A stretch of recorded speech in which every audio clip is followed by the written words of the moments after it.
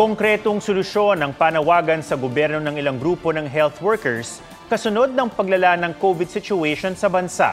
Nanganganib na raw ang healthcare system ng bansa at nangangamba silang titindi pa ang sitwasyon. Ayon sa Health Professionals Alliance Against COVID-19, wala pa rin ang mga ipinangakong solusyon para mas maayos na matugunan ang pandemya. Gaya na lamang ng digitized and interoperable contact tracing at pinaigting na ugnayan ng One Hospital Command Center sa mga LGU at mga ospital.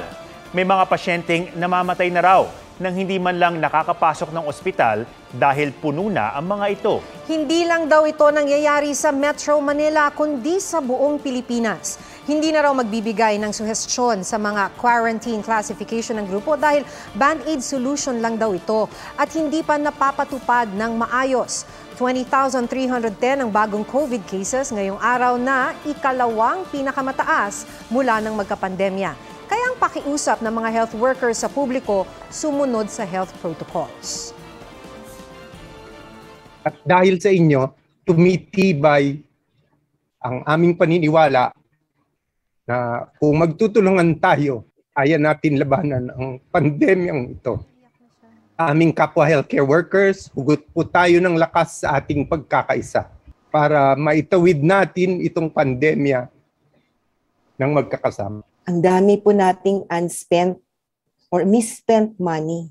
Kaya hindi po namin naiintindihan kung bakit hanggang ngayon hindi pa binabayaran ang maraming ospital at hindi pa ipinagkakaloob sa mga healthcare workers ang mga ipinangakong benepisyo. Sagot naman ng Department of Health, tuloy-tuloy ang pagdaragdag ng COVID beds, mga gamit at modular hospital. Humihingi na rin daw sila ng dagdag na pondo para sa susunod na batch ng Special Risk Allowance ng health workers. Talagang tinututukan natin lalong-lalo na yung mga maliliit na ospital. Sa katunayan, kararating lang po ng mga aming mga deliveries ng mga equipments na kailangan po ng ating mga ospital, and we were able to provide already for most of the hospitals mechanical ventilators. Dumating po siya ngayong linggo. May dumating din pong high flow nasal cannulas. Meron din pong parating na mga oxygen concentrators.